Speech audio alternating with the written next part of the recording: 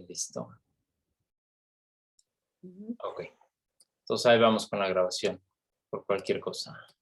Pero les estaba comentando a los chicos de una conferencia que va a dar Roberto, seguramente ya viste el anuncio, es este lunes a las 11 sobre lenguas mijesoques. Aquí están los datos, lo acabo de poner en el chat, ¿no?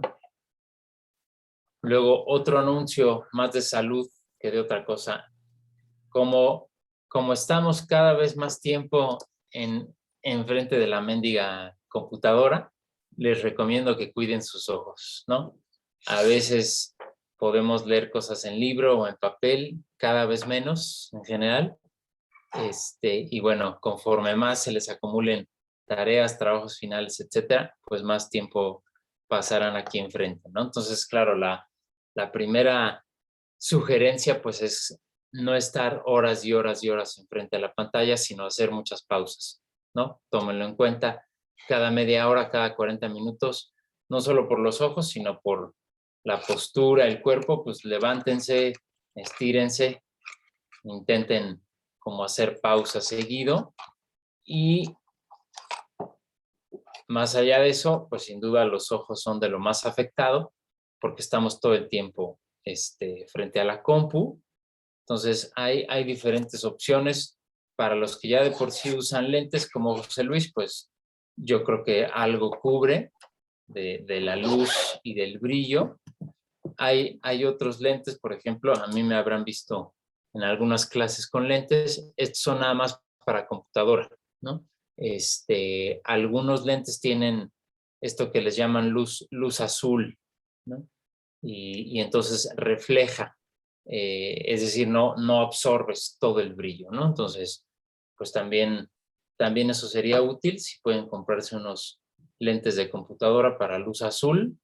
Yo sé que todos ustedes están jóvenes y aún no hay dolores físicos por ningún lado, pero entre más pronto empiecen a cuidarse, mucho mejor, ¿no? Y bueno, estas gotitas que les pongo aquí, sí, no están viendo mi pantalla. Okay. Ahorita empiezo. Ya está. Entonces estas gotas que les estoy mostrando no me dan promoción, ni mucho menos, pero les puede servir, ¿no? Son básicamente lágrimas artificiales, ¿no? Una es esta que dice Splash. Acá está, ¿no? Y pues, o sea, ¿cuál es el problema? Cuando nosotros normalmente en la vida no necesitamos gotas porque el ojo todo el tiempo está parpadeando y se lubrica, ¿verdad? El problema con la pantalla es que es demasiada luz y todo el tiempo queremos estar muy atentos, es decir, estamos excitando al ojo constantemente, ¿no? Entonces, en esa sobreprovocación para el ojo está muy atento y entonces deja de parpadear o parpadea mucho menos de lo normal. Ese es el problema más importante con las compus, ¿no? Y claro, si es 10, 20, 30 minutos, pues ya nos quitamos de la compu y el ojo vuelve a su actividad normal. Pero cuando estamos 2, 3 horas, 8, 10 al día, pues acaba resecándose el ojo, ¿no? Entonces, lágrimas artificiales. Este otro que tengo aquí, que no lo tengo a la mano, es hialuronato de sodio. Es parecido a una lágrima artificial, ahorita no me acuerdo qué es. Eso corresponde el nombre comercial es la Grisel, pero si compran la Grisel, les va a salir como en 300 pesos. Y este que les estoy mostrando es la sustancia, el activo, que pueden conseguir con el Dr. Simi, ¿no? Ok. ¿Y es igual? Más o menos es igual. Igualito, así es. Sí, entonces, bueno. El botecito de... que justamente ahorita no sabía si ponérmelo o no. Ajá. Ya nos va a enseñar otra sustancia, Vero. Es exactamente lo que estás, es lo que me mandaron, porque yo ya estoy más viejita que todos ustedes, entonces lo resentí más rápido. Ok. Este bote de la Grisel Ándale, mira, Pones una, una o dos gotas en cada ojo, eso, 3 veces al día cuando el trabajo es de 8 horas. fíjate, ok. El mendigo botecito vale 400 pesos. Sí está carito, ¿no? Está Eh, carito. Pues entonces, qué bueno que hay ya qué sí, bueno. hay en similares. Pues sí, si quieres revisa la sustancia, es igualita, Sí, ¿no? es la misma. Ujú. Hialuronato de sodio. Entonces, el splash también cuesta como 100 pesos por ahí. Entonces, bueno, sobre todo, compas, si ya llevan 2, 3, 5, 6 horas y se les empieza a irritar el ojo, pues échense, ayúdenle con unas gotitas, ¿no? Hay otra cosa que me dijeron los oftalmólogos, es que Sí, mucha gente está padeciendo ya ahorita eso del ojo seco porque no lubricas con la pantalla. exacto, exacto. Entre más viejito, pues más lo padeces. Ya, ¿Cómo se llama? Y depende de los estrógenos en las mujeres y de la testosterona en los hombres. ok. Por ¿cómo se llama? Ellos son los que lubrican el ojo. Pero un consejo bueno, si lo Ajá, pueden hacer, y a mí me ha funcionado de maravilla, es que de por sí es bueno levantarse cada hora desde hace muy mucho, bueno. de la compu y caminar 5 o 6 minutos o Ujú, 10 minutos si se puede por la columna, por muchas cosas. Si exacto. tienen acceso al sol, aunque no lo Mm, crean, para el ojo seco es muy bueno caminar y que tus ojos den al sol. Es, órale, es un bálsamo maravilloso para los ojos.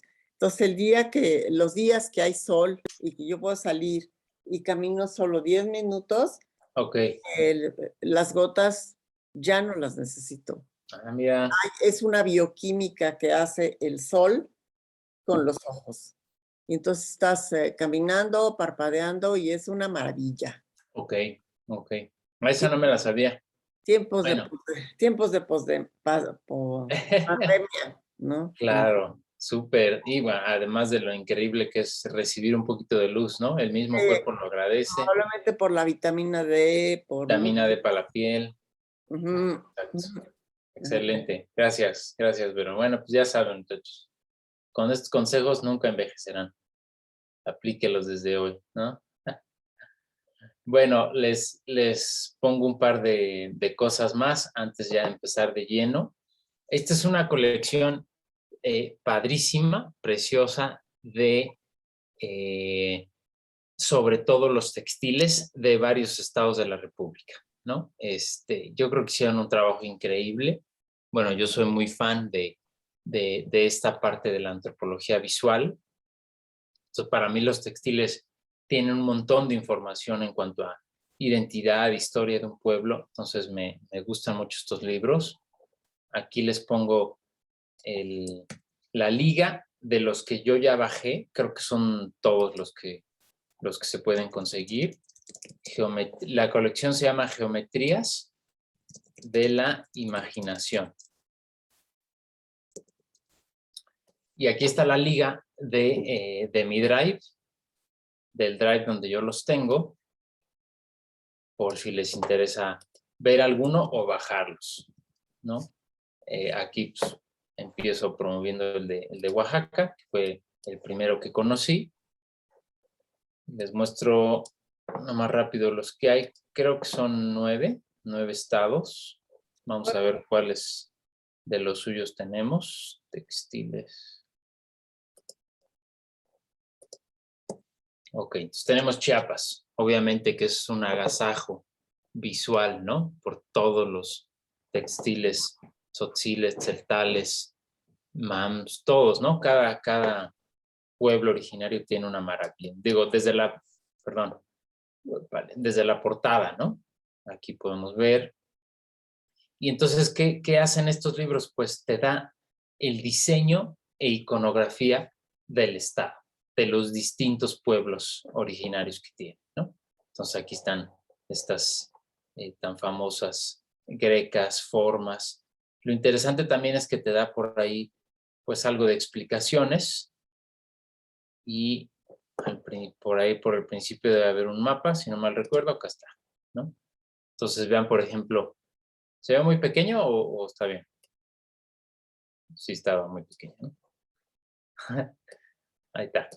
Entonces, aquí está el mapa, pues varios de ustedes son de nuestro querido estado chapaneco. Entonces aquí está todas las figuras de Tenejapa, ¿no? Magdalena, San Andrés, de Bochil, obviamente Sinancantán, ¿verdad? Que es una fiesta de flores, en fin. Y entonces aquí nos da la iconografía de cada grupo etnolingüístico que está considerado aquí. Me parece que serían más, ¿no? Todos los de Chiapas, pero bueno, está Chol, tienen uno para mestizo, a lo mejor tipo en Chiapa de Corzo, no sé dónde lo hayan puesto. Acá está Venustiano Carranza, no estoy con ustedes, Eduardo es de la generación anterior, un colega de acá de Venustiano, Tojolabal, Tzeltal, Tzotzil, Tzoque, ¿no? Entonces, bueno, pues yo creo que tiene bastante riqueza, este simple mapita ya es bastante interesante, ahí nos ubica México, y luego pues se pone a relatar un poco.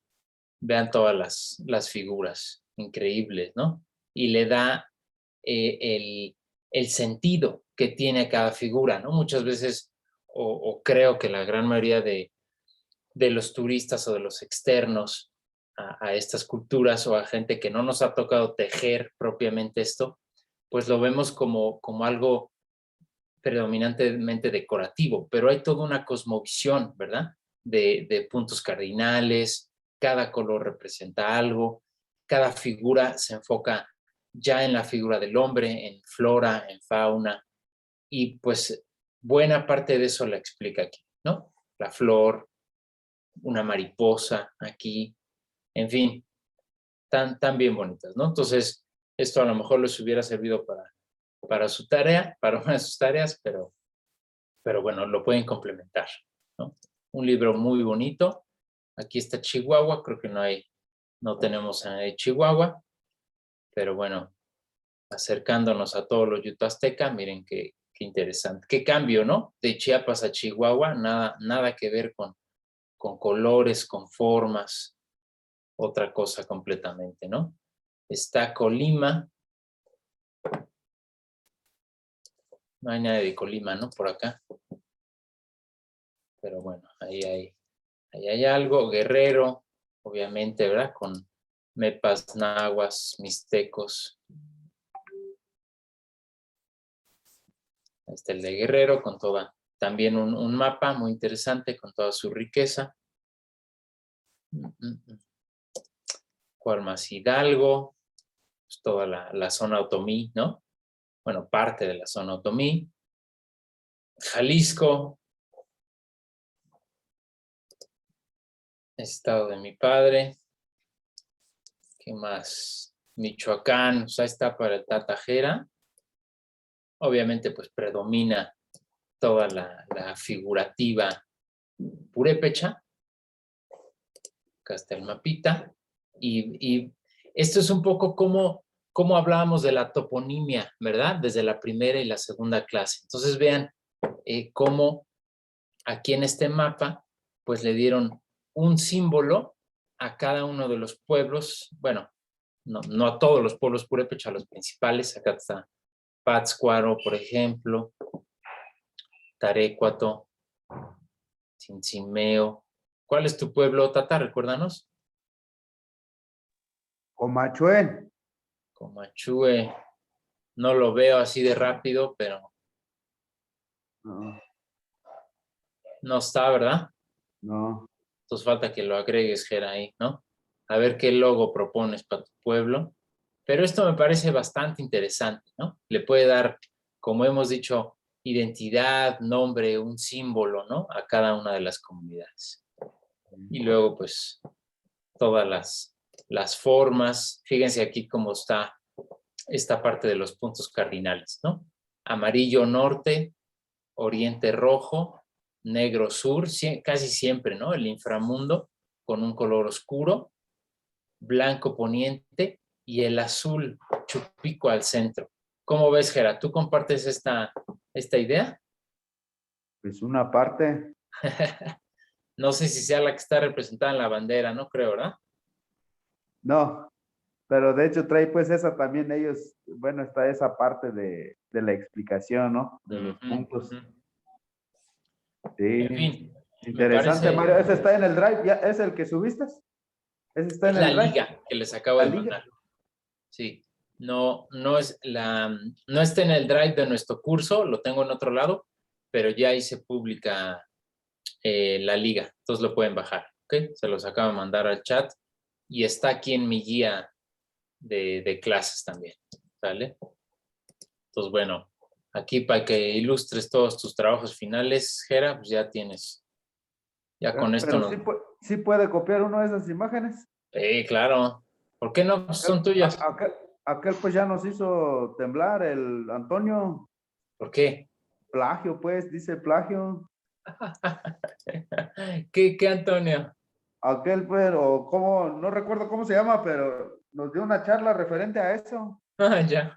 El plagio nos espantó feo, Mario. Ya, no, pues el plagio es rudo, eso sin duda. Pero pues, ¿de quién más que de ti y de tus abuelos son estos símbolos, Jera? ¿No? Por esto no hay bronca. Se Ahora, le puede citar al libro si gustas, ¿no? Pero bueno, sí tengan cuidado con copiar una parte escrita, ¿no? De algún texto, de algún libro. pero las Mejor. imágenes sí se pueden sacar. Sí, claro, pues mientras cites la fuente no hay ningún problema, ¿no? Pero sobre todo estas fuentes ancestrales, pues, yo digo que no hay falla. Y aquí está un regalito para José Luis sobre Morelos, ¿no? Diseño e iconografía. Obviamente, pues el diseño náhuatl es el que va a imperar aquí.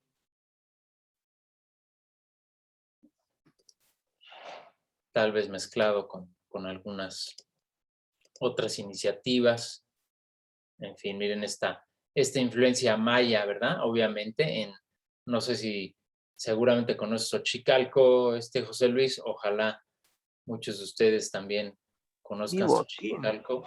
Hay una gran influencia de la estética maya en una de las pirámides más increíbles del posclásico ahí, ¿no? Sí, vivo aquí en Xochicalco. No me digas, ahí mero. Es el patio de mi casa. No, hombre, de lujo. Pues vas a tener que invitarnos, José Luis, cuando se pueda, ¿eh? Sí, uno pagando ahí la entrada, ¿no? Ahí está No, el pues acceso. nos va a dar acceso a las tumbas secretas de Xochicalco, el buen José Luis. Miran, qué bien, no sabía que estabas exactamente ahí. Bueno, una zona arqueológica maravillosa, ¿no? Uno de los principales puntos de desarrollo prehispánico en Morelos. Acá está el de Oaxaca. Híjole, ya me voy a poner a llorar por Sandra. Qué pena si realmente ya no va a poder continuar. Pero ¿Por bueno. qué? ¿Porque no tiene señal? No, pues dice, ahorita me dijeron que se dio de baja Sandra, la chica chinanteca, hombre. ¿Por qué? Sí, pues No que por sé. cuestiones de salud. Oh. Sí, no, súper triste. Pues la voy a contactar a ver qué me puede decir directamente. Pero bueno, pues ahí está toda la parte de Oaxaca. Puebla, no encontré Tlaxcala, pero pues ahí les puedes compartir de Puebla a tus familiares, ¿no? Obviamente pues, es un estado riquísimo también, ¿no? En presencia textil, iconográfica. ¿Y de Nayarit? No, tampoco, fíjate. Okay. Sería genial. Sí, les faltan. Mira, me quedan 3. Querétaro, que obviamente se enfoca en los otomís. San Luis Potosí, pues habrá pames, espero, tal vez otomís también. No sé si llegan hasta San Luis. Ah, mira, Tlaxcala, sí está. Ok. Sí está ahí para tu gente, ¿no? Ujú. Nahuas, ¿no? No sé. Y bueno, Veracruz, que es también súper lindo todo lo que hay acá. Y ya, pues les falta el Gran Nayar, entre otros, ¿no? Pero bueno, ojalá les gusten, nomás para distraerlos, ¿no? Y termino entonces la introducción con esta pequeña cita de Wade Davis, que dice: el mundo en el que naciste es solo un modelo de realidad, ¿no? Un poco por eso hemos visto toda esta parte de la escritura, de simbolismo cultural. Nuestro modelo de vida, ya sea occidental, originario, una mezcla, una fusión, es uno o algunos modelos de la realidad, pero hay miles, ¿no? Y eso es lo que creo que hace mucha falta en el mundo, en el sentido de tolerancia y apertura hacia otras formas de ver las cosas, ¿no? Otras culturas, esto es muy fuerte, ¿no? Otras culturas no son intentos fallidos de ser tú, son manifestaciones únicas del espíritu humano, ¿no? Es decir, cuántas veces a lo mejor hemos criticado, cuántas veces nos han criticado por comer, por bailar, por hablar, por vestir de cierta forma, ¿verdad? Pues todo eso no es más que una forma autocentrada y bastante cerrada de ver el mundo, ¿no? Tenemos en realidad miles de formas, pero bueno. Cerramos entonces con eso la introducción o la bienvenida de anuncios. Siempre se me va un montón de rato con eso, pero bueno, capaz que de estos pequeños anuncios son de los que se van a acordar después de la clase y nada de fonética. Entonces, pues capaz si les sirven para otras cosas. Bueno, ayer al cuarto para las 12 les mandé esta lectura. Muchas gracias, Daniel, por compartirla. Me recordó mis clases de filología allá en la licenciatura con Compani, con Concepción Compani, que hizo este libro con Cuétara, y que bueno, desde el enfoque, sobre todo estructuralista, que hemos planteado o que nos han planteado, sobre todo la lectura de Trujillo et al., pues creo que da cuestiones interesantes, ¿no?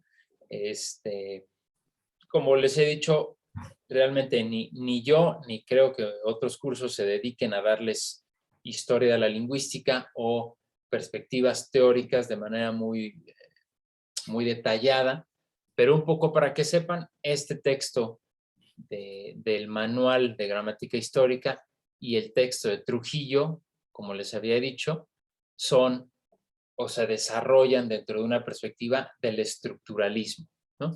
Estructuralismo europeo, posteriormente estructuralismo americano. Representantes del estructuralismo europeo, pues sería el padre de la lingüística, Saussure, ¿no? Ferdinand Saussure. Luego vendría gente como el príncipe Trubetskoy, ¿no? Un genio ruso que de verdad era príncipe, además, ¿no? Y que, bueno, pues quién sabe cuántas lenguas hablaría, etcétera, que estudió bastante de lo que en su época se conocía. Murió muy joven, a los 40, me parece.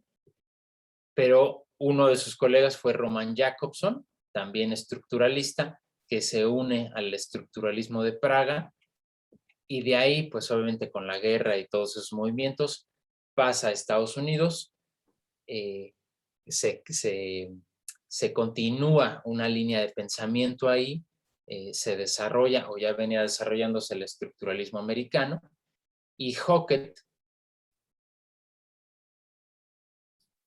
15 rasgos que caracterizan al lenguaje humano, ¿no?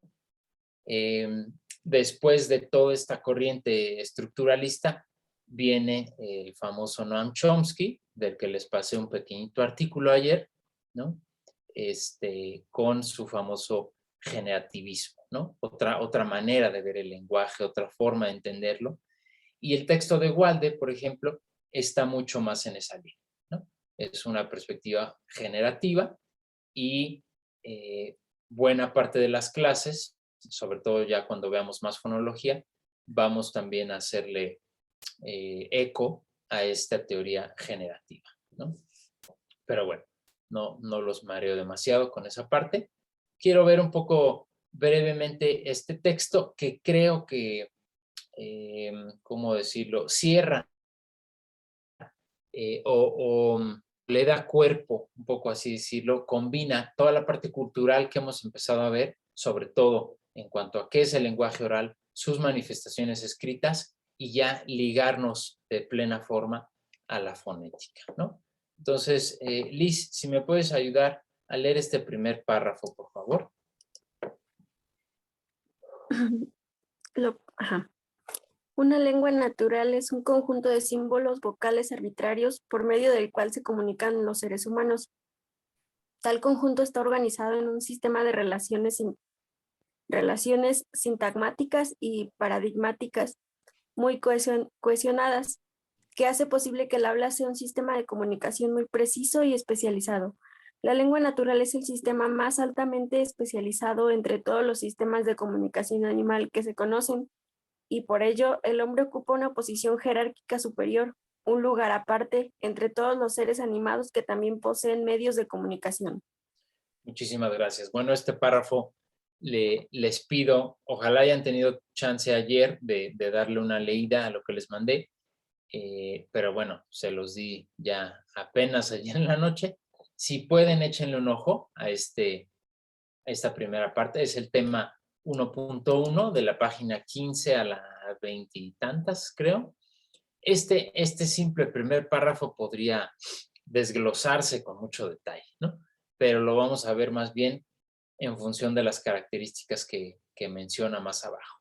Pero aquí se ve mucho de lo que hemos mencionado, ¿no? Lo sintagmático son las relaciones horizontales de los elementos lingüísticos, como puede ser el acento a nivel prosódico, o como pueden ser las palabras o los sintagmas o morfemas a nivel morfosintáctico, ¿no? Este sería el nivel sintagmático, ¿no? Donde tengo unidades que se van secuenciando.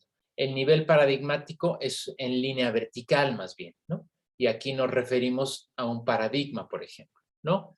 Yo, tú, él, un paradigma de pronombres. Mío, tuyo, suyo, otro paradigma de pronombres, primeros personales, posesivos, un paradigma verbal, ¿no? Cómo, comes, come, comemos, etc. Los tonos a nivel prosódico serían o establecen una relación paradigmática, porque puedo contrastar sha, que es trabajo, con sha, que es borroso, ¿no? En mazateco. Y entonces el cambio de esta palabra a nivel vertical me cambia el significado y la frase, ¿no? ¿Qué más dice acá? Un sistema de comunicación muy preciso y especializado, ¿no? Ahorita vamos a ver. Y nos habla mucho de lengua natural, ¿no? El lenguaje es cualquier tipo de comunicación, ¿sí? Cualquier forma de comunicación. La gestualidad, la señalética, el semáforo, los colores, todo eso, el arte, ¿no? Eso es lenguaje. Hay lenguaje artístico, lenguaje científico, lenguaje literario, ¿verdad? En lingüística nos vamos a, es decir, ¿qué nos distingue a los lengüeros de los semióticos, de los antropólogos, de otros especializados en esto? Nos distingue que nosotros nos enfocamos en el lenguaje natural o en la lengua natural, ¿ok? Esto es en sistemas de comunicación especializados que forman idiomas o lenguas. Esto incluye, por ejemplo, a la lengua de señas, ¿no? Pero no incluye a todo el aparato semiótico tan amplio del que nos conformamos los humanos, ¿no? Es verdad que el ser humano ocupa esta posición pues más alta en el sentido de especialización. De nuevo, no por ello sentirnos ni mejores, ni peores, ni superiores, aunque se use tal cual esta palabra, sola más que en un sentido evolutivo, ¿verdad? Pero bueno, es tan paradójico como ridículo que el ser vivo más evolucionado sea el que justamente está destruyendo su propia hábitat, ¿verdad? En estas paradojas de la vida. Bueno, vamos a ver estos 15 rasgos que les envié ayer y que nos meten de lleno en la parte de fonética y fonología sin dejar de tener en cuenta lo que hemos hablado de la parte oral como una evolución del ser humano y de su manifestación escrita, ¿no? La vía vocal auditiva es el número 1. Bueno, algunos un poco por su nombre son bastante explícitos o bastante claros, ¿no? Es simplemente nuestra capacidad articulatoria de hablar y nuestra capacidad auditiva, ¿verdad? Los voy a dejar por aquí.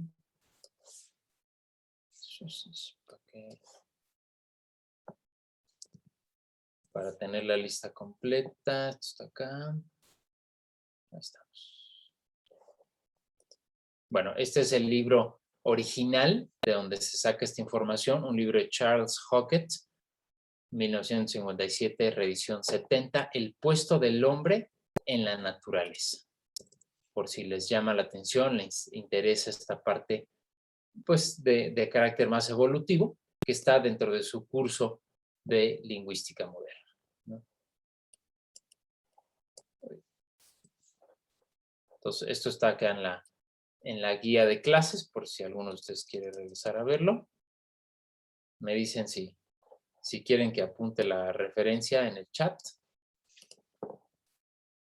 Entonces, esta parte vocal auditiva, pues es en la que nos vamos a enfocar, ¿no? Sobre todo en nuestro curso, pues, ¿no?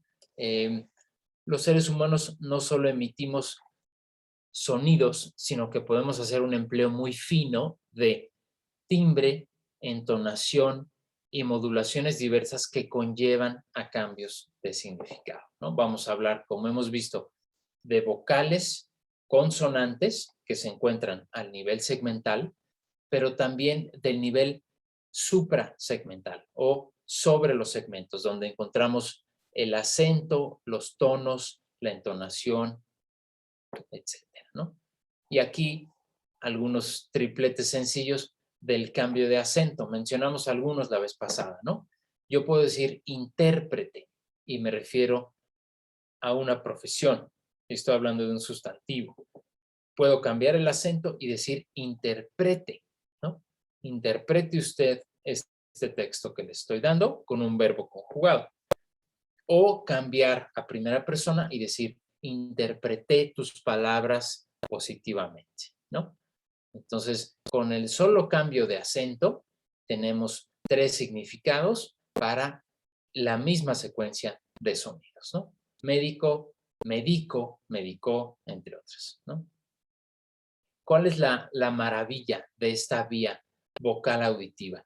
Nos permite liberar las manos, entre otras características. Obviamente, cara a cara estamos gestualizando todo el tiempo, ¿verdad? Pero yo puedo gritar, yo puedo grabar, yo puedo hacer otras cosas. Eso evolutivamente es un paso increíble, ¿no? Los animales tienen que concentrarse en acto por acto, ¿no? Es decir, si el león va a gruñir, no puede estar mientras haciendo otras cosas con sus garras o no realmente, ¿no? Es decir, tiene que enfocarse más energéticamente a cada cosa. A nosotros nos permite cocinar, cazar, cultivar mientras seguimos hablando, ¿no? Podemos comunicarnos en la oscuridad. Ese fue un paso de supervivencia básico, ¿verdad? El poder hablar en la noche sin vernos, es decir, solamente con el oído. Y otro rasgo bien importante es que lo podemos hacer durante horas, ¿verdad? Yo puedo estar, en teoría, dando esta clase que dura alrededor de 4 horas. Suelo no hablar yo todo el tiempo y sí, cállenme o avísenme o pregunten, ¿no? Pero en realidad cualquiera de nosotros podría hablar durante muchas horas y bueno, a lo mejor sí nos cansamos eventualmente, pero no es como correr, ¿verdad? Yo no puedo estar corriendo 4 horas y seguir como si nada, ¿no? Entonces, este es el principal rasgo que se refiere a la especialización, adelantándome al número 10. Si alguien tiene dudas o preguntas, me va diciendo, ¿no? Hay mucha información, me gustaría que ustedes lo revisen. Se lee bastante fácil, según yo, y tiene que ver ya con muchas características que hemos ido hablando, ¿no? La doble articulación, ya la mencionamos. La primera serían las palabras, ¿no? Es decir, articulamos significado, significante para formar un signo lingüístico. Y eso se hace a través de fonemas, sonidos que no tienen ningún significado en sí mismo, ¿no? Entonces, la primera articulación, morfemas o palabras, sí tiene significado. La segunda articulación, fonemas o sonidos sin significado. Y al unir estos dos niveles de mi sistema, yo logro una creación infinita de comunicación. Esto es lo que son los sonidos distintivos, como ya lo hemos visto, ¿no? Una diferencia fundamental entre estas dos características es la siguiente. Las palabras es un conjunto realmente infinito. ¿Cuántas palabras tiene una lengua? Es una pregunta relativamente banal o compleja, ¿no? Porque tantas como el individuo necesite usar, ¿no? Un niño tendrá unas cuantas miles, un adulto muchas más miles de palabras, y según su especialización tendrá más menos. Hoy me aviento un poema y ya creé una nueva palabra, ¿no? Invento un aparato tecnológico y creo un nuevo léxico, ¿ok? Está en constante crecimiento y decrecimiento según todas nuestras necesidades socioculturales. ¿Qué pasa con las palabras, con los fonemas, perdón, o los sonidos? Es el otro extremo, ¿sí? Tenemos un conjunto finito o limitado, ¿ok? Es decir, hay una gran economía dentro de los sonidos. Hemos hablado de que el promedio de los sistemas segmentales del mundo pues tiene entre 20, 30 vocales consonantes, ¿de acuerdo? 20, 30 vocales consonantes. Después ustedes tienen que saber cuántas tiene cada una de sus lenguas, así de forma muy rápida, muy clara. Cuántas vocales, cuántas consonantes, cuántas oclusivas, cuántas fricativas, ¿no? Es decir, que este pequeño conjunto de sonidos nos da economía, pero la versatilidad de creación de palabras nos da versatilidad, ¿no? Entonces, en combinación, primera y segunda articulación hacen sistemas maravillosos, ¿no? Increíbles sistemas de comunicación. Estos son un poco los puntos que los autores quieren resaltar, ¿no? La economía de los sonidos y su rendimiento funcional. O el rendimiento funcional de las dos articulaciones, ¿sí? Fundamentales en el entendimiento y operatividad de la doble articulación de la lengua. Me voy a ir más o menos rápido porque algunas de estas ya las hemos tocado y ustedes pueden leerlo sin problema, ¿no? La arbitrariedad, el número 3, esto lo mencionamos mucho para la escritura, ¿no es cierto? Pues es lo mismo en el lenguaje, ¿no? ¿Por qué un sonido se utiliza en lugar de otro, ¿no? ¿Por qué la palabra arete se dice arete en lugar de eretea, ¿no? Es completamente arbitrario. La cadena de habla, la secuenciación de esto es arbitraria. Los sonidos no tienen significado en sí mismo, como tampoco las grafías, ¿sí? Hablamos de una convención. Varios seres humanos empiezan a emitir sonidos y después de miles, millones de años se forman palabras con significado de manera convencional. Fundamental esta característica a nivel oral y también a nivel escrito. Vean, hablan mucho más de esta característica. Okay. Y aquí, bueno, simplemente para, ¿cómo se llama? Reforzar lo que están viendo con Néstor, ¿no? Esto es pura morfología.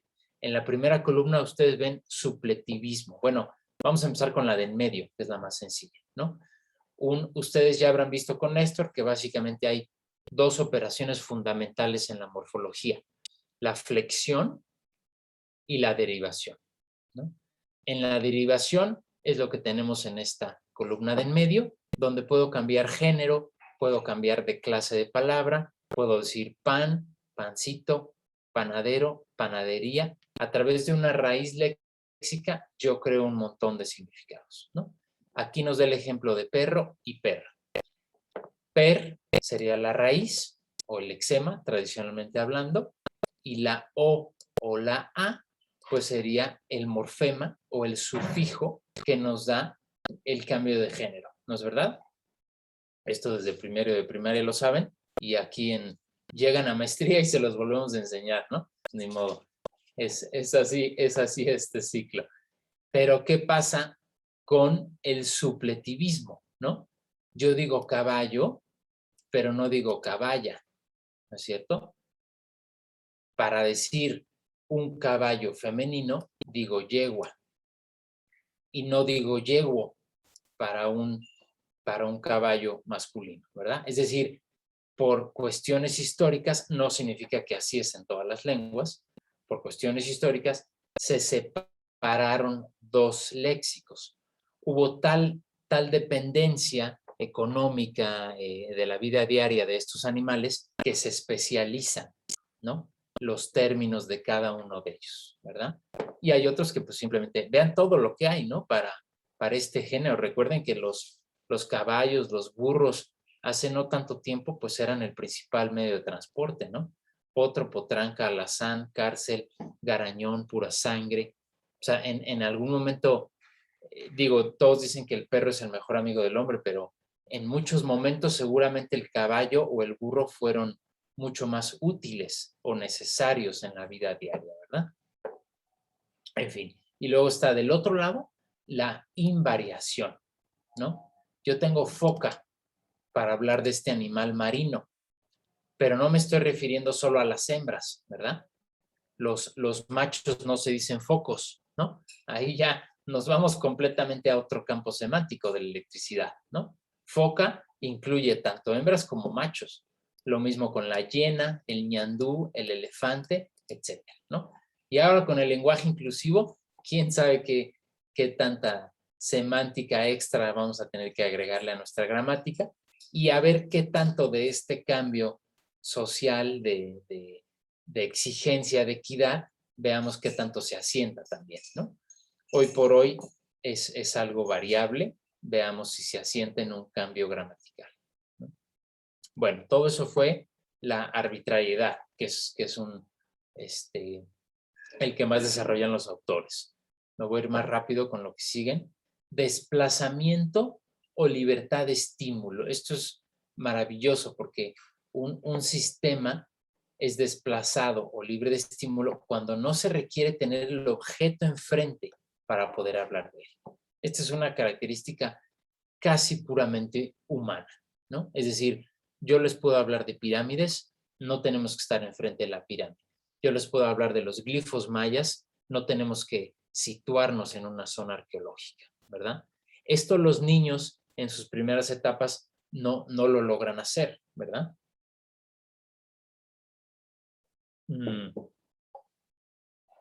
Con Lourdes ya están viendo ustedes. ¿Están ahorita en socialización o en adquisición? Socialización, ¿verdad? Entonces, justo están viendo buena parte de esto. No sé si ya vieron el triángulo comunicativo, pero eso es básico para las primeras relaciones y concepciones, ¿no? Oyente, hablante y la cosa de la que hablo, ¿sí? Para el niño es fundamental tener o ver el agua, o ver el perrito, o ver de lo que se está hablando, ¿no? Y poco a poco empieza un proceso de abstracción mucho mayor, ¿no? Básicamente todos los animales tienen, si se comunican sobre algo, tienen que verlo, tiene que estar el estímulo ahí mismo, ¿no? En ese sentido, las abejas son las que más han desarrollado algo parecido al desplazamiento. Hay una característica increíble que pueden hacer una abeja obrera, si ve un bonito prado de flores, puede regresar a la colmena y hacer ciertos bailes o ciertos movimientos para indicarle a otras abejas dónde está la miel, dónde está el polen, ¿no? Sin embargo, otra abeja no va a poder replicar ese baile. Es decir, solo la abeja que vio el primer estímulo puede producir ese movimiento, ¿no? Entonces, no es libre de estímulo completamente. frecuencia, ¿no? Y eso, por supuesto, es lo más elevado dentro del reino animal que no sea el humano. Y esta, díganme, si no es una de las principales características de la escritura, ¿no? Justamente yo escribo una carta, escribo un correo, escribo un mensaje sobre algo para alguien que está lejos, ¿no? Para alguien que no lo puede ver, que no lo puede asimilar. Ese fue una de las grandes ventajas de la escritura, ¿no? Historicidad, pues aquí tenemos al experto José Luis. Somos seres históricos, ¿verdad? La posibilidad de transmitir experiencias mediante el habla. Ningún animal puede hacer eso. Los animales transmiten información genética o de prácticas, pero no en el sentido del lenguaje, ¿no? Prevaricación, ¿no? Este sustantivo sofisticado no es otra cosa que mentir, ¿sí? ¿Qué seríamos los seres humanos si no pudiéramos mentir, inventar, crear, ¿no? Cuando los chamacos logran entender que pueden no decir la verdad, uy, ahí ya valió, ¿no? O sea, ya se reconfigura toda la práctica familiar, ¿no es cierto? Porque pueden inventar, pueden decir, no, sí fui, o echarle la culpa al hermanito, en fin, ¿no? Y ya nos volvemos seres sumamente complejos, ¿verdad? Entonces, obviamente no es un aspecto puramente negativo. Gracias a esta habilidad hacemos chistes, ficción, literatura, y ojo, vean esto que estoy subrayando. Gracias a eso se crean hipótesis científicas, ¿sí? Ustedes se van a hacer expertos en inventar cosas de su lengua. Esperemos tengan siempre buenos argumentos, ¿no? Para poder sostenerlas, pero es básicamente a lo que entraron a la maestría aquí, ¿sí? A reflexionar sobre su lengua, que es la característica 12, y poder ahora transmitirnos nuevas cosas, ¿no? Ya sabemos todo acerca del purépecha, no es cierto, ¿no? Jera nos va a descubrir y compartir un montón de cosas en estos años, ¿no? Ya tenemos todo el conocimiento del náhuatl, no, ya del náhuatl ya se ha escrito todo, ya no hay nada que hacer. Es una falacia, ¿no? Completa. Si se siguen escribiendo cosas del inglés, del español, ¿por qué no se va a poder seguir creando, inventando de todas las lenguas del mundo, ¿no? Bueno, me sigo. En la 7, transmisión irradiada y recepción dirigida. Esto es ya vean cómo cada vez nos metemos más en la fonética, ¿sí? La fonética articulatoria, acústica y auditiva, que es pues nuestro mole, ¿no? De este curso. ¿Qué quiere decir una transmisión irradiada? En algún otro momento probablemente platiquemos un poquito de mecanismos de grabación. Hay micrófonos radiales, micrófonos unidireccionales, que tienen que ver con qué es lo que queremos recibir, ¿verdad? Nuestra habla, el lenguaje o la parte articulatoria es irradiada hacia todas direcciones, ¿sí? Y ese es un fenómeno importante. Vean que yo estoy intentando, o sea, pareciera que ya desde hace rato deberíamos haber empezado a hablar solamente de los fonemas y de cómo se articula esto y entrarnos o adentrarnos en el modo de articulación. Yo quise dar una perspectiva desde las primeras clases mucho más evolutiva, ¿no? Porque lo que estamos resumiendo en un curso de fonética de 10 sesiones son millones de años de evolución biológica, histórica y cultural de los seres humanos, ¿no? Entonces, darle énfasis a eso, ¿no? Evolutivamente, el habla se dispersa entonces en el medio que tiene, que es el aire, ¿no? Podemos hablar dentro del agua, ¿no es cierto? El agua es muy buen transmisor del sonido, pero al no ser animales acuáticos, predominantemente estamos en el medio aéreo, ¿verdad? Entonces, se irradia, porque yo normalmente hablo y a veces tengo enfrente a mi interlocutor, pero a veces está lejos, a veces le hablo a muchas personas, ¿no? Daniel puede ser un activista, líder en su comunidad, y entonces quiere llegar a 100 personas, no solamente a su sobrino que está al lado, ¿no? Entonces, esta capacidad es irradiar mensajes, ¿no? Y la recepción es inversamente opuesta, por así decirlo. La recepción es unilateral, ¿sí? Yo filtro todo el ruido que tengo, lo filtro unidireccionalmente y además ignoro todo lo que no me sirve, ¿no? Ignoro ruidos, ignoro el viento, ignoro la lluvia si está lloviendo y me puedo, porque todo eso genera ruido, ¿eh? El sonido no es más que movimiento de las moléculas de aire que están en nuestro medio. Esas moléculas se mueven y se perciben con nuestro sistema auditivo. Entonces tengo que ser capaz de discriminar de todo este movimiento molecular, de todo este ruido, qué es importante y qué no es importante, ¿sí? Es un sistema evolucionadísimo, perfeccionado por millones de años, como hemos dicho, ¿no? Entonces, este filtro poderosísimo que es el oído es a lo que se dedica la fonética auditiva, ¿ok? Bueno, vamos más o menos a la mitad. Díganme si hay alguna pregunta, algún comentario. Creo que, bueno, te estaba pensando en la lengua de señas y cuando hablabas hace un rato de la parte vocal y auditiva, Así es, una claro. pregunta es, ¿se podría hacer como un tipo de paralelo entre eso, entre lo vocal y auditivo, para decir, si, bueno, para saber si hay algún tipo como de, se puede hacer un análisis fonético o se podría hacer un análisis fonético de la lengua de señas en donde lo vocal fuera lo manual y lo auditivo fuera lo visual? Órale, órale. Qué bonita analogía. Claro, se puede, sin embargo, no sería estrictamente fonético, Daniel, ¿no? Es decir, Ah, ya, sí, sí. se puede hacer la analogía en el sentido de que produzco información con la gestualidad y recibo información con los ojos. Tienes toda la razón y se puede hacer un paralelo, por supuesto. Estrictamente hablando, no es fonética porque la lengua de señas no es lo que se concibe como lengua natural, ¿no? Tiene otra estructura, ¿no?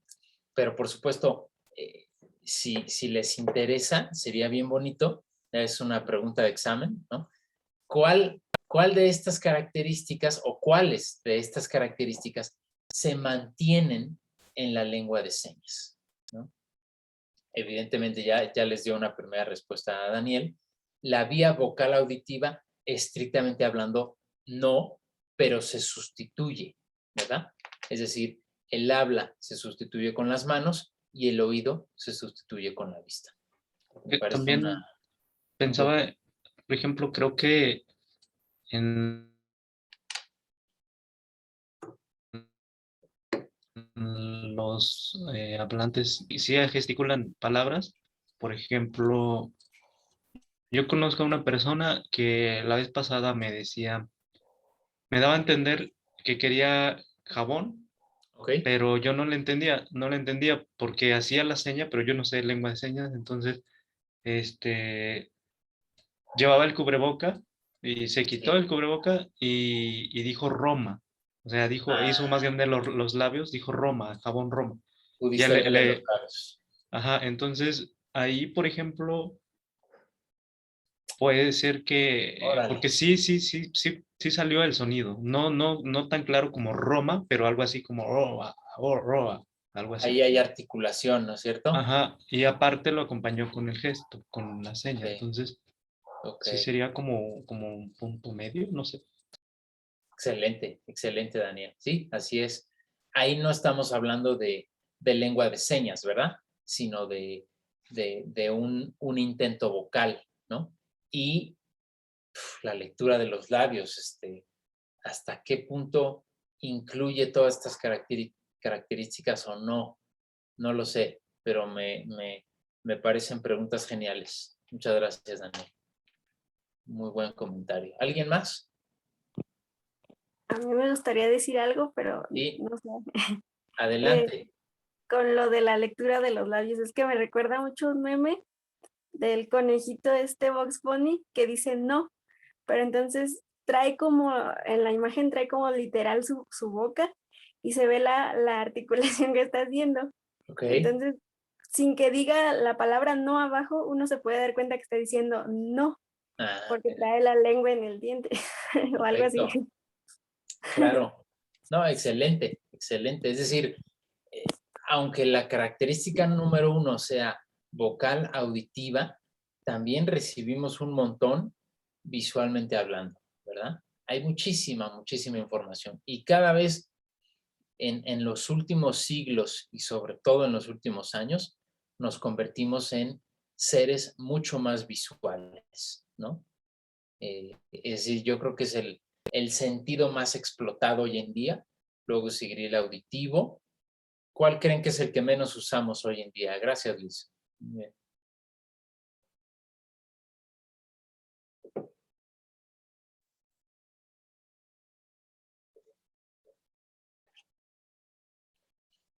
¿Cuáles nos faltan? Vista, oído, faltan 3, ¿no?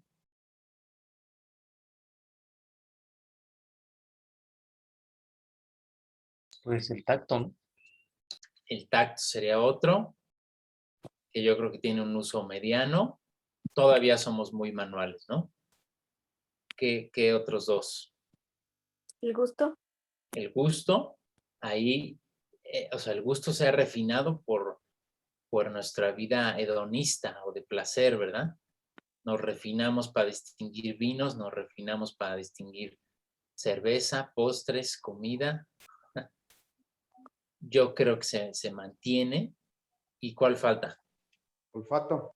Exacto. Justamente fue el último que recordamos. El olfato yo creo que es el que va en picada. O sea, sí lo usamos, sobre todo además porque está muy relacionado con el gusto, ¿no?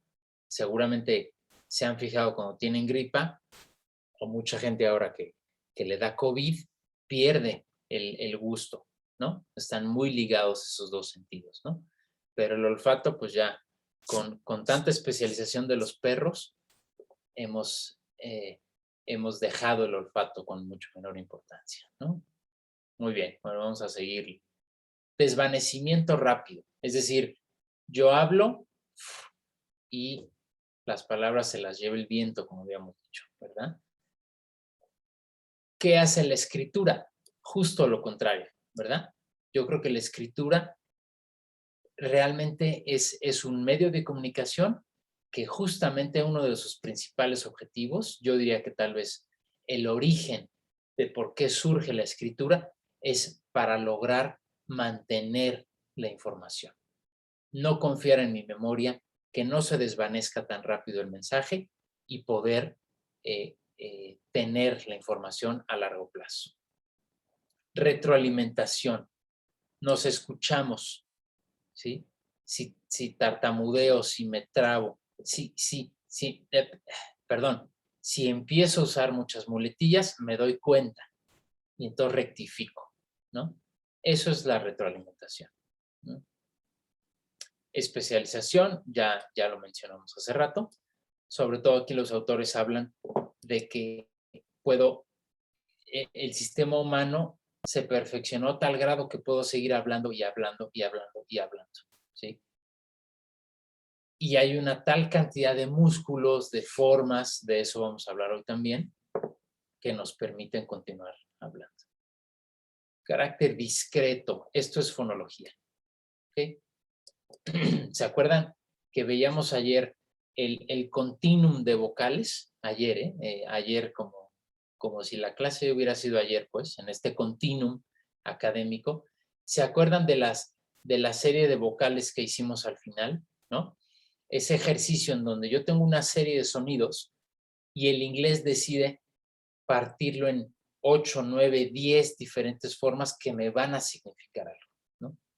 Mientras que el español decide solo partirlo en 3 o 4, ¿no? Ese continuum de sonidos nosotros lo convertimos en discreto. Discreto quiere decir categórico, quiere decir con divisiones claras, ¿ok? Entonces, nuestro continuum fonético se vuelve discreto a nivel fonológico, es decir, a nivel significativo. Esto lo vamos a volver a repetir.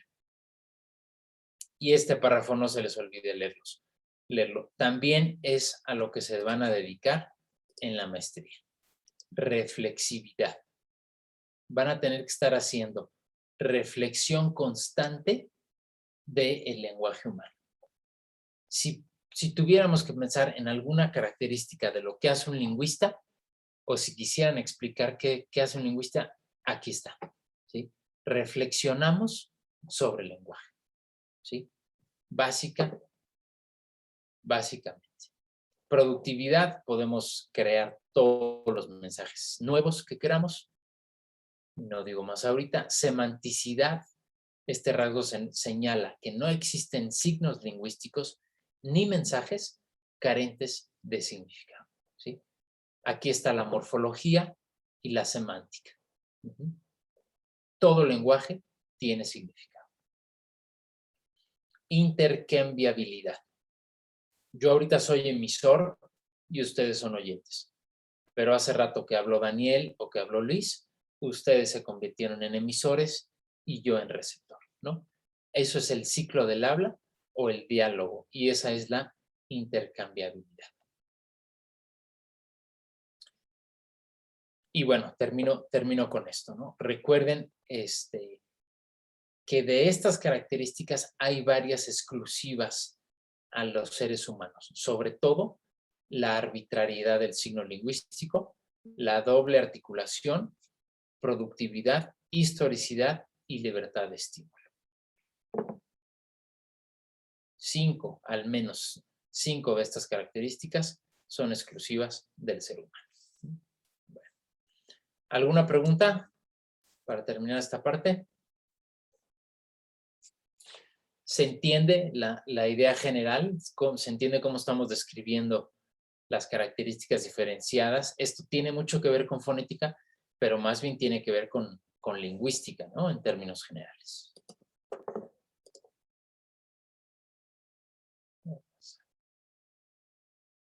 Bueno, voy yendo a lo que sigue. Si hay algún comentario o pregunta, avísenme. Déjame confirmar.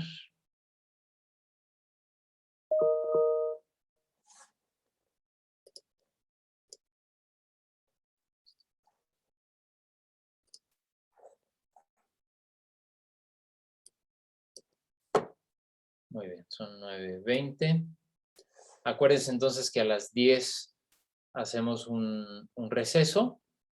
Voy a mi junta y a las 12 retomamos, ¿vale? Les agradezco mucho la flexibilidad. Muy bien. Bueno, entonces dejamos leer el capítulo 5 del libro de Nociones de Fonética y Fonología para la Práctica Educativa, que lo escribe Pablo Cobo Martínez. ¿Qué les pareció? ¿Se les hizo fácil, difícil, especializado, accesible?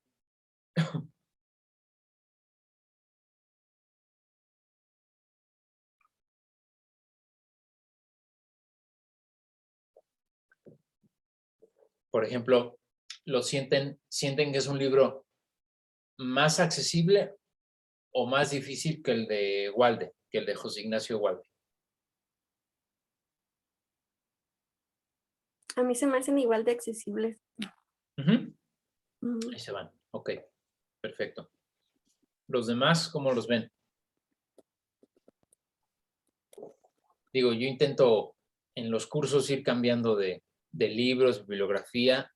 Me interesa saber si se están entendiendo, ¿no? Estos libros.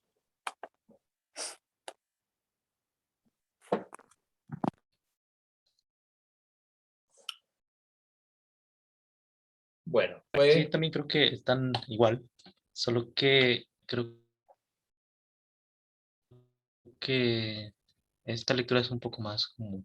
Bueno, no sé, porque estaba pensando, por ejemplo, también en Walde, que en donde sí es mucha información, pero se entiende.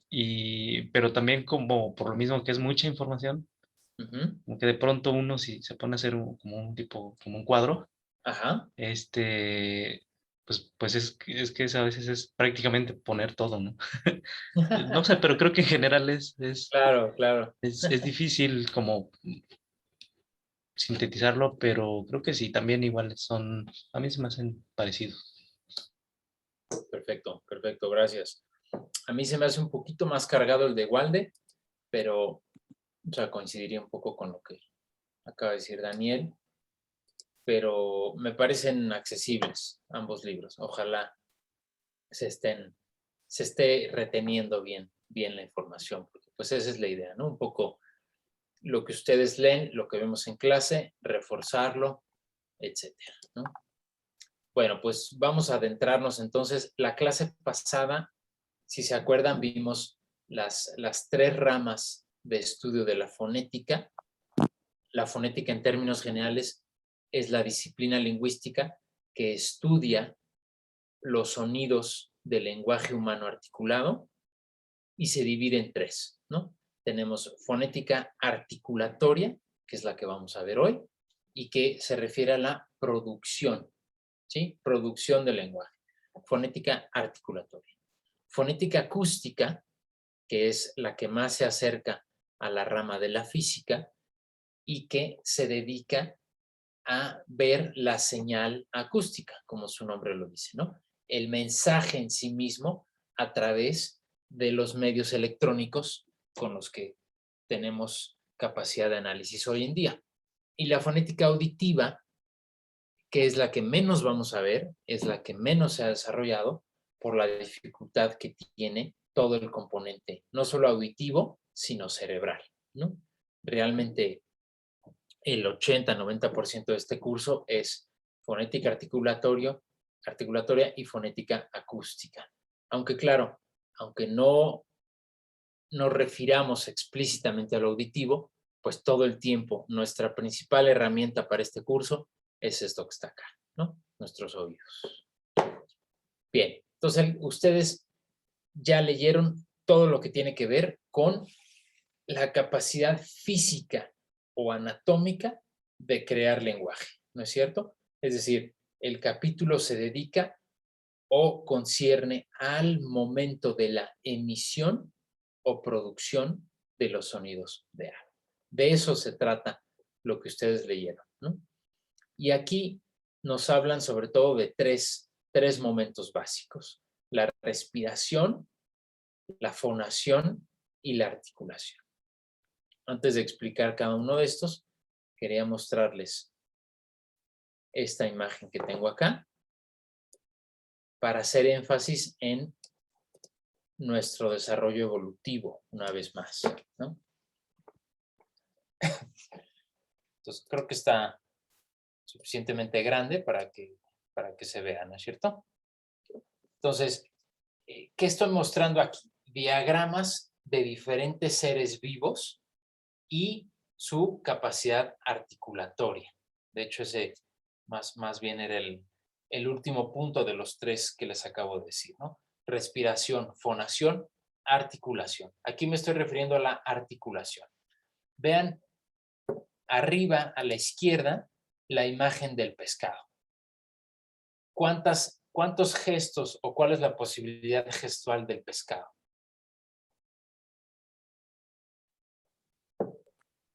Pues es muy limitada, Una. ¿no?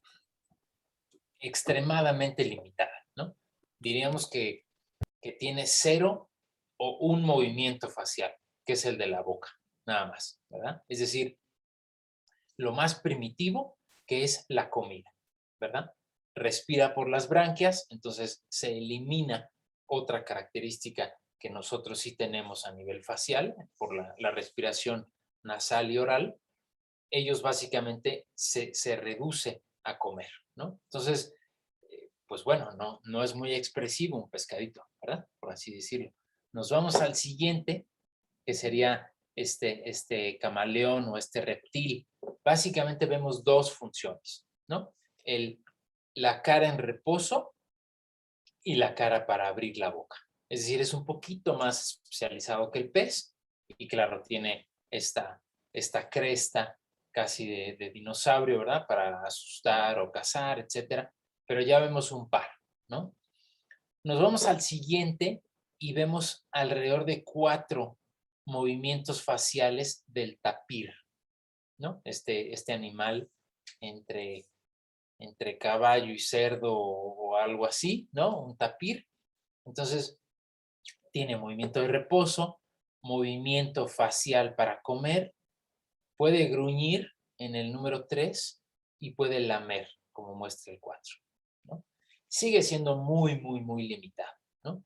Y ahí damos, pum, un salto evolutivo enorme a lo que somos chimpancés y seres humanos, ¿no? Entonces, el chimpancé, aquí vemos hasta 8 diferentes movimientos faciales, ¿verdad?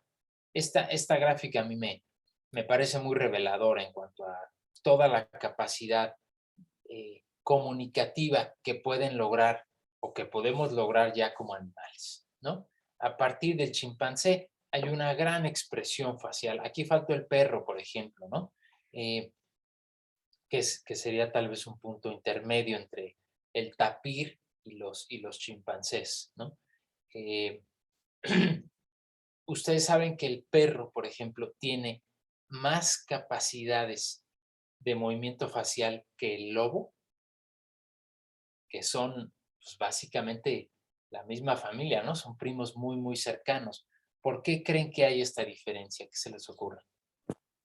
Porque Porque convive con el humano y Así es. prácticamente en las actividades cotidianas nos lee a nosotros en el movimiento, en el sonido, en la Así es. expresión gestual, tal vez en los momentos de cuando se acerca, qué reacción damos nosotros.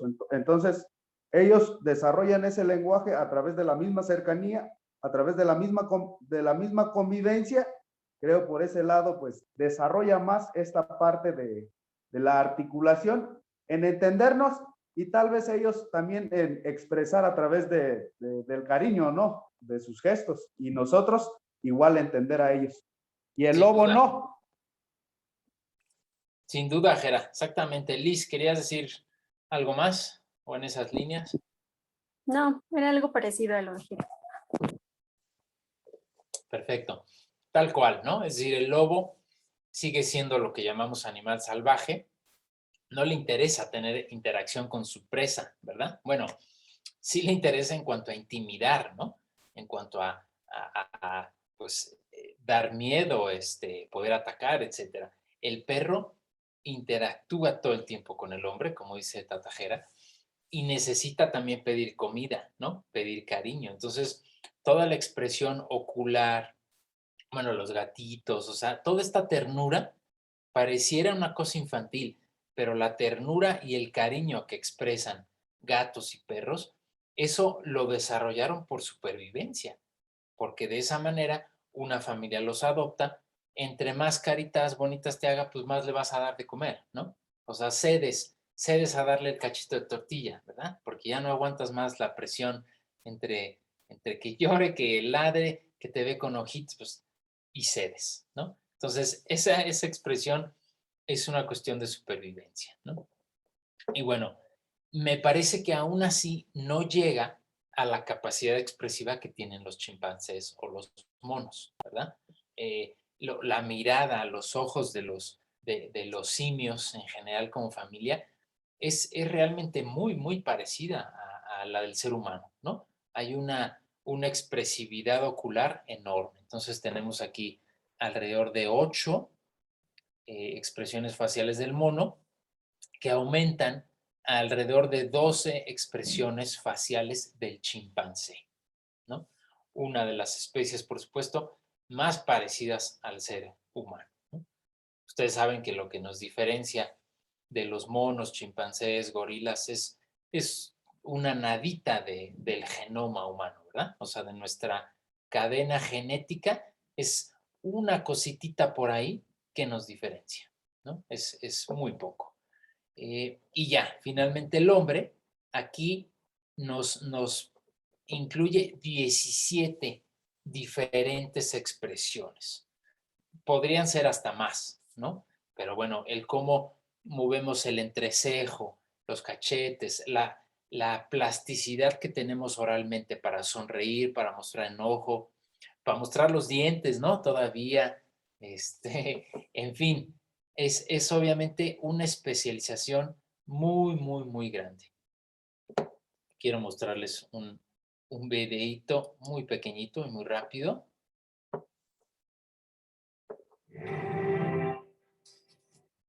¿Qué película es esta?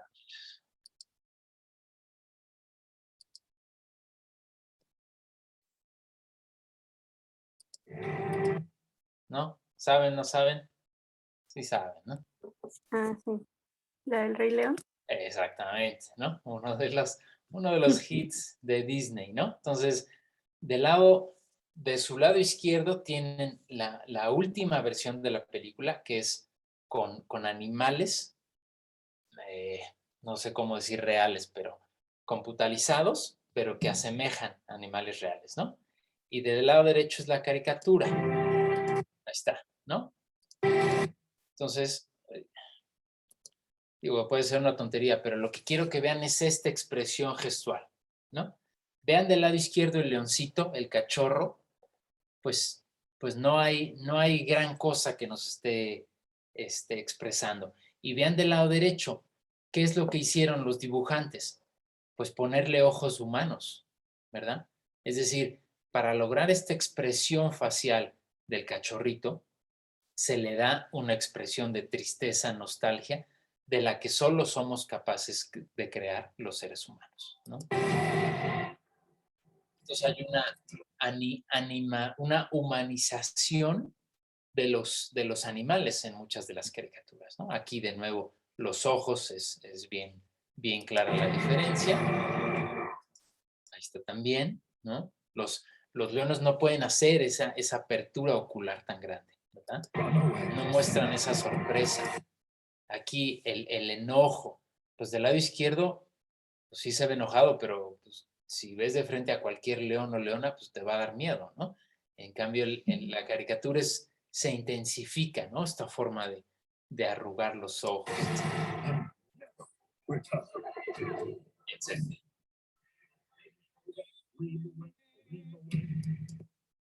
Y esa forma y ese placer de vida de Timón y Pumba, ¿verdad? No lo olviden tampoco. Bueno, ese videito me lo pasó mi hija y pensé que podía utilizarse en relación a estas cuestiones faciales que estamos viendo. Entonces, con esto nos regresamos al capítulo y después nos vamos a centrar en los tipos de fonación, seguramente ya en la segunda parte de la clase. Entonces, vuelvo a estos 3 momentos fundamentales que nos van a llevar buen rato de las siguientes clases. Yo creo que vamos a leerlo.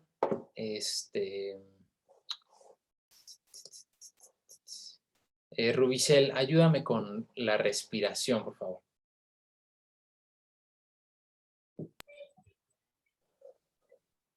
Respiración, que aporta la energía que se transmitirá en las ondas sonoras articuladas a través de la corriente respiratoria, pues es el aire forzado a salir de los pulmones el que tiene la energía cinética que se utilizará seguidamente para la producción de sonidos. Por tanto, constituye la fuente de energía que se produce a través del mecanismo denominados subglóticos. Perfecto. Gracias, Rubicel. Bueno,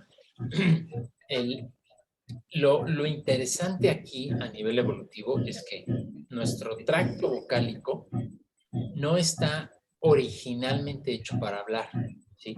Nuestro sistema respiratorio y de alimentación y sistema alimenticio están hechos para eso, para cumplir las funciones vitales de respirar, que es la primera que hacemos al nacer, ¿verdad? El primer llorido que da un bebé, pues es justamente, ¡pum!, la primera vez que entra aire a los pulmones, a los alveolos, etcétera, y que comenzamos a respirar, ¿no? Es un llorido de vida, ¿no? Nuestra primera forma de comunicar.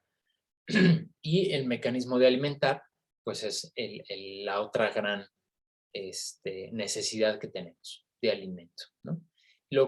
Y eso compartimos con la gran mayoría de los seres vivos. El siguiente paso que fue evolucionando literalmente durante millones de años fue la capacidad de usar estos sistemas para hablar o antes de hablar para comunicar algo, ¿no? Y esto es lo que se ha especializado en buena medida a lo largo de los años.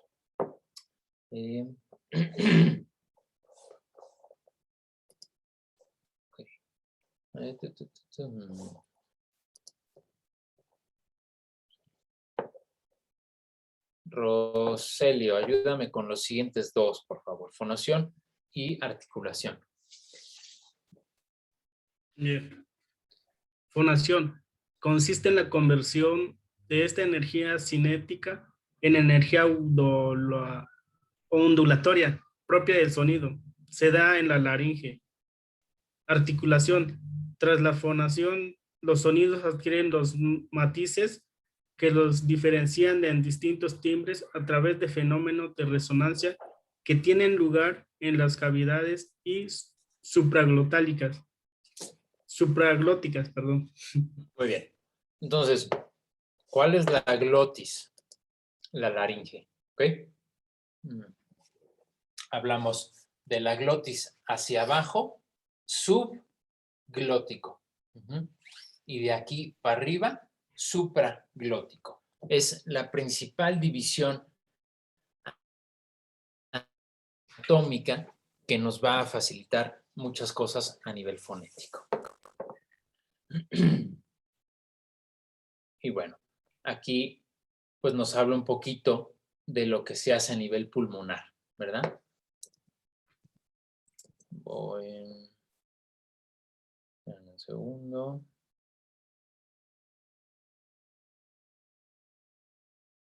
Ok. Entonces voy a mostrar aquí en el volante del guía de las clases hay una liga que le voy a poner anatomía humana. Obviamente, pues los doctores son los que utilizan este tipo de recursos mucho y hay pues, muchas ligas en internet, programas especializados, pero pues aquí ustedes pueden ver varias cosas sobre los pulmones, ¿no? De qué están hechos, cómo están hechos, ahora que está tristemente tan de moda el COVID, pues esta es una de las principales zonas afectadas, ¿verdad? Pero aquí están nuestros pulmones, cuerpos elásticos, que como habrán visto en la lectura, no tienen movimiento per se, ¿no? No hay músculos propiamente hablando dentro de los pulmones. ¿Dónde dejé?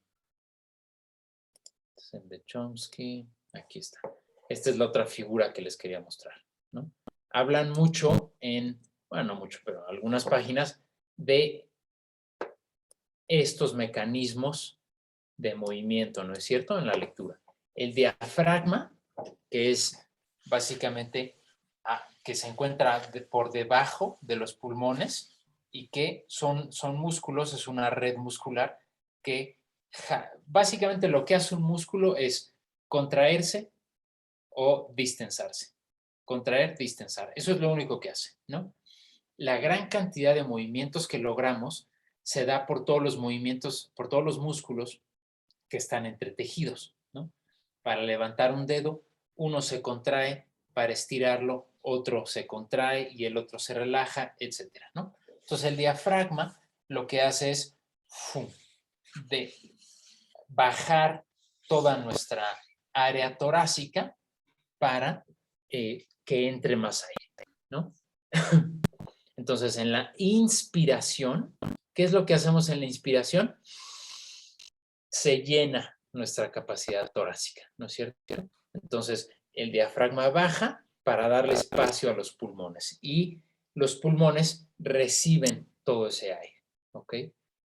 Aquí se me olvidó buscar alguna gráfica de presión del aire para que se entienda bien esto.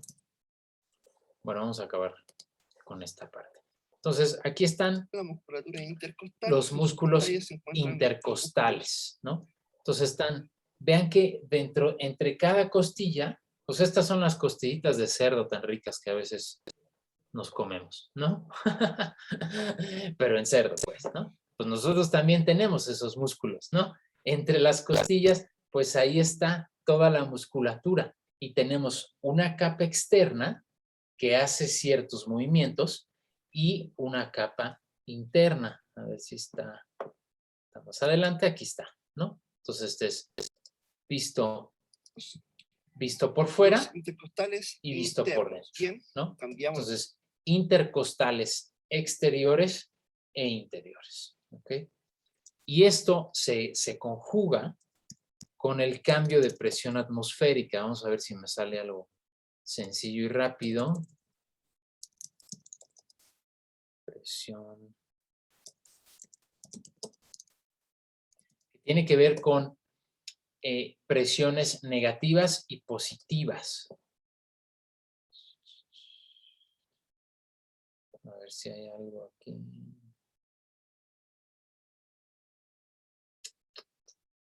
No está muy claro, pero...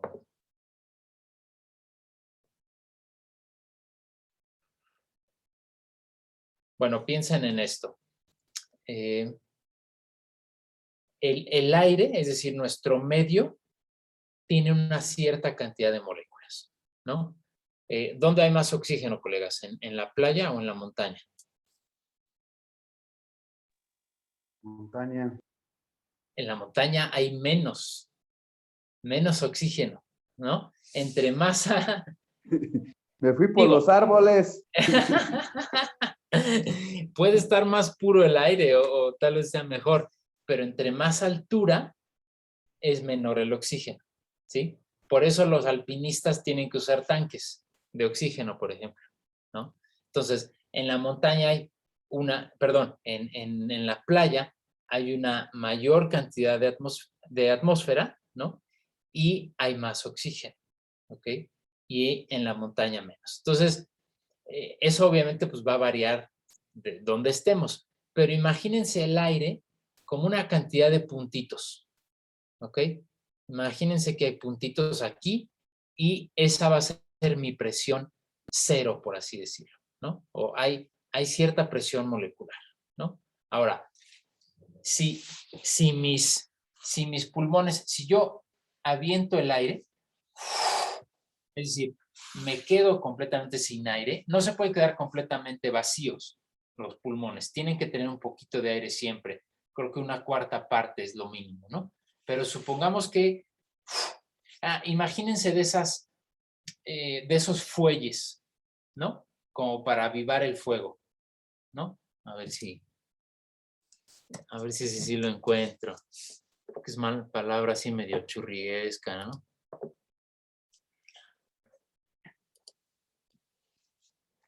Este sería un fuelle. ¿Lo alcanzan a ver? Ok. Entonces, cuando lo aplasto, pues se queda vacío, ¿verdad? Cuando lo abro, entra todo el aire. Es muy parecido a lo que sucede al pulmón, ¿ok? Si yo saco todo el aire, en ese momento, en el medio va a haber más presión atmosférica de la que hay en mis pulmones, ¿ok? Es decir, estos puntitos en el aire, va a haber más puntitos en el aire que puntitos en mis pulmones. Entonces, la presión atmosférica es mayor y la presión pulmonar es menor, ¿sí? Y, híjole, ¿cómo no traje un pizarroncito? Pero bueno, vamos a poner aquí aire.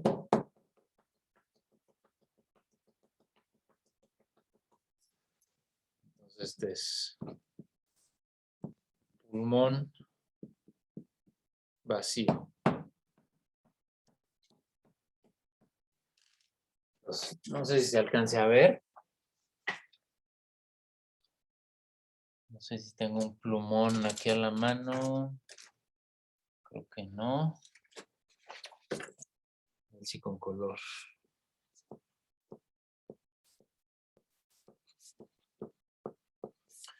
Son los momentos donde se extraña el pizarrón, ¿verdad? Entonces, imagínense estos puntitos azul o verde que les voy a mostrar. Aquí está el aire. Sí se alcanza a ver, ¿no? Sí. Ok. Entonces, este es el aire. Imagínense que las moléculas de aire están así, ¿no? Separadas a esas distancias aproximadamente. Luego, cuando yo tengo el pulmón vacío, cuando saco todo el aire, significa que van a quedar poquitas moléculas de aire, ¿verdad? Es decir, pensemos que aquí hay 10 puntitos y aquí hay 20. ¿Me explico? Sí. Sí. Entonces, ¿dónde hay más presión atmosférica? ¿Dónde hay más aire? ¿En el pulmón vacío o en la atmósfera? La atmósfera. Exactamente. Atmósfera. Porque hay más moléculas de aire, ¿ok? Entonces, o sea, imagínense el metro, ¿no? O el camión. El pulmón vacío es el camión pues, que está empezando la ruta. Tiene 10 personas, ¿ok? Hay mucho más aire y espacio, ¿no? Aquí es cuando va la mitad del trayecto. Entonces ya se llenó. Tenemos 20, 30 personas. ¿Cómo está la presión? Pues ya vamos así todos. Pues hay menos espacio para moverme, ¿verdad? Entonces, más presión, menos presión. ¿Dónde entra más aire? ¿Dónde entran más personas? ¿En el camión vacío o en el camión lleno? En el vacío. Pues en el vacío, ¿verdad? Entonces, yo saco el aire y automáticamente mi presión pulmonar es negativa comparada con la del aire. Esa diferencia de presión hace que sea más fácil ahora respirar. Me quedo vacío, tengo mucho espacio y casi por inercia va a caber más aire ahora. ¿Me explico? Y el pulmón lleno, en cambio,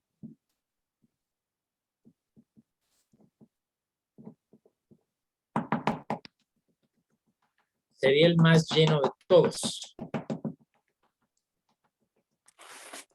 Porque como tengo la capacidad muscular de chupar aire, soy como una especie de aspiradora. Estoy así, está vacío el pulmón con poquito aire. Y voy a jalar aire de un ambiente con una presión intermedia, pues voy a quedar con mucho más moléculas de aire. ¿De acuerdo? Y ahora mi presión atmosférica va a ser mayor que la de la atmósfera. ¿Se entiende esa parte? ¿Sí? ¿No? ¿Más o menos? Y eso es importante después por cómo va a funcionar nuestra laringe y porque gracias a ese aire que tengo voy a tener la capacidad de hablar. ¿Ok? Entonces es un poco como mi gasolina. ¿Sí? El aire es mi fuente de energía para poder mover laringe, cuerdas vocales y producir sonidos con los articuladores. ¿Ok? Es como un acordeón, ahora que lo veo aquí también, ¿no? Entonces yo tengo ahí el acordeón, ese es mi pulmón. Está en reposo y pues tiene más o menos la misma presión que en el aire, ¿no?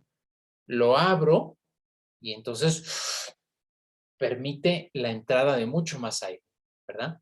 Y entonces en un espacio más amplio meto más, o sea, meto toda la gente que puedo en el camión. Ya llego a la parada y se vacía. ¿Sí? Este movimiento de aire va a ser nuestra fuente de energía constante.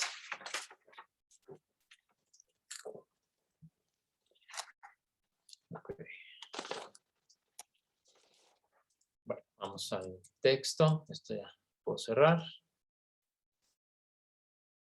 Y entonces aquí, digo, esto no es algo fundamental que tengan que memorizar o que sea imprescindible para lo que van a hacer después, pero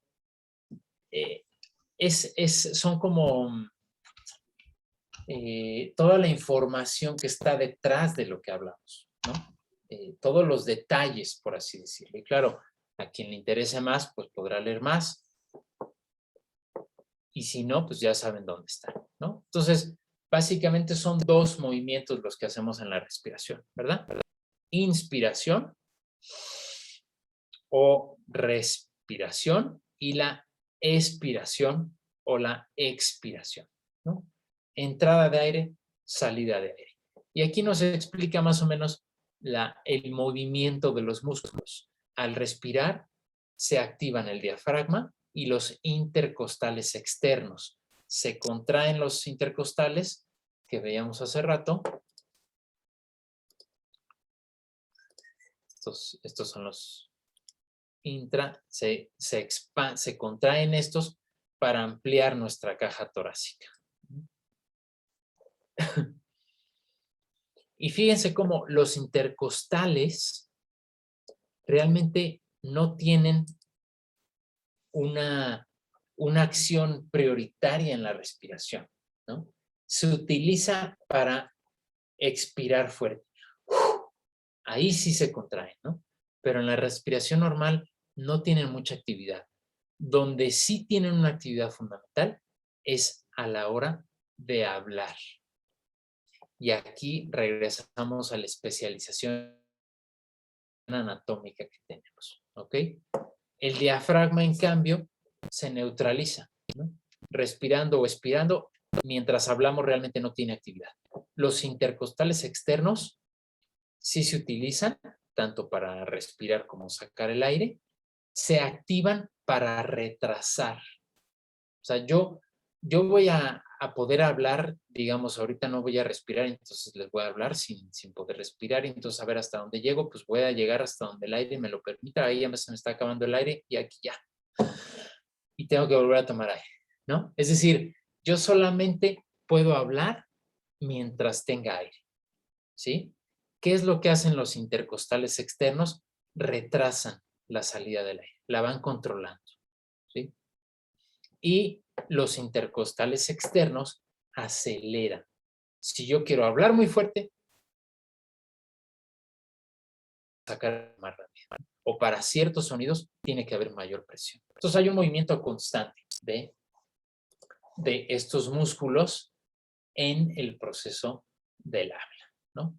Como dije, no me interesa que sean doctores expertos, ni que se aprendan esta anatomía de memoria, ni mucho menos. Simplemente me gustaría que al menos la escuchen y entiendan que hay mucha complejidad en el mecanismo anatómico que tenemos. ¿Ok?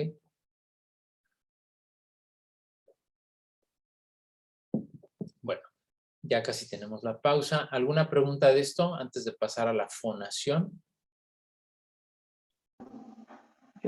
¿Me escucha? ¿Me escuchan? Sí, adelante, José Luis. Ok, de lo que entendí de aquí es que tenemos mecanismos de fonación y hasta donde llevamos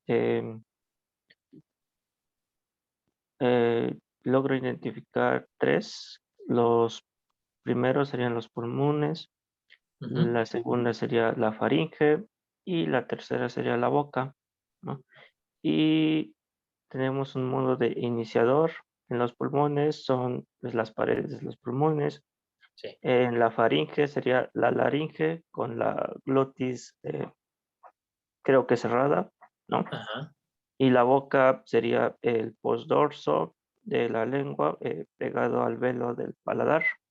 Bueno, eso también a manera de mapa conceptual que yo lo hice así. Ok, sí. ¿Vamos bien? ¿Voy bien, pues? Sí, vas muy bien.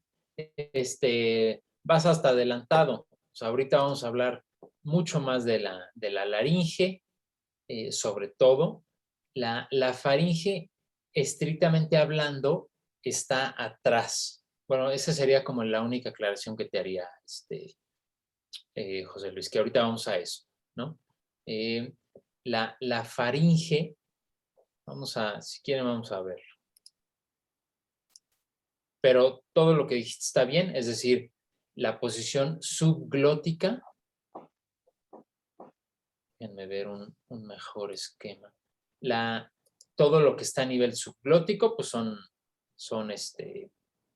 los pulmones, como acabas de decir. Lo glótico, la glotis se encuentra aquí adentro, ¿verdad? Dentro de la laringe a su vez, ¿no? Y todo lo supraglótico, que empezaste a decir algunos términos, eso apenas vamos a entrar a ver. Okay. Me parece que otro esquema. Sí, acá está. Ok, sí, aquí está nada más lo que quería como aclarar de lo que dijiste, José Luis. Aquí están las cuerdas vocales y esta sería la glotis. La glotis está dentro de la laringe. Este tubo, que es el tubo anterior, o sea, el que está más hacia adelante, ese tubo sería la laringe. ¿Ok? Y se conecta con la tráquea, que es de nuevo es decir, nosotros tenemos dos tubos aquí. Uno es la tráquea y llega a la laringe, y el de atrás es el esófago. Por el esófago es donde entra la comida, por la tráquea es donde entra el aire. ¿Ok? Y un poquito más arriba está la faringe. Esta parte de acá, o sea, si vamos de abajo hacia arriba, viene el esófago, viene la tráquea, llegamos a la laringe donde está la glotis y se unen en un espacio que es la faringe. Y luego ya viene la cavidad oral. Nada más un poco para ubicar dónde están cada uno de los tubos. ¿Ok? Pero en términos generales todo lo que dijiste está correcto. Bueno, vamos a dejarlo ahí, colegas. Son 3 para las 10. Tómense un descanso anatómico. Coman, respiren, caminen tantito. Tomen sol, como nos dijo Vero. Y yo creo que mejor detengo la grabación. ¿Dónde quedó mi grabación? Y hago otra para la segunda parte. ¿Sale? Entonces, dejamos un poquito aquí la anatomía.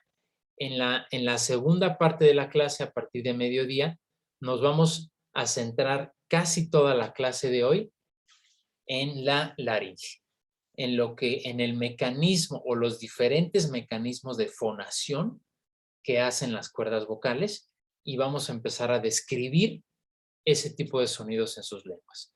La oclusiva glotal o el saltillo, la aspiración o la H, que se pone como apóstrofe en purépecha, la apóstrofe es la glotal en las otomangues, en fin, o en el náhuatl, en fin. Vamos a ver toda la gama de sonidos que puede suceder aquí y veremos si nos da tiempo de algo más. Muchísimas gracias.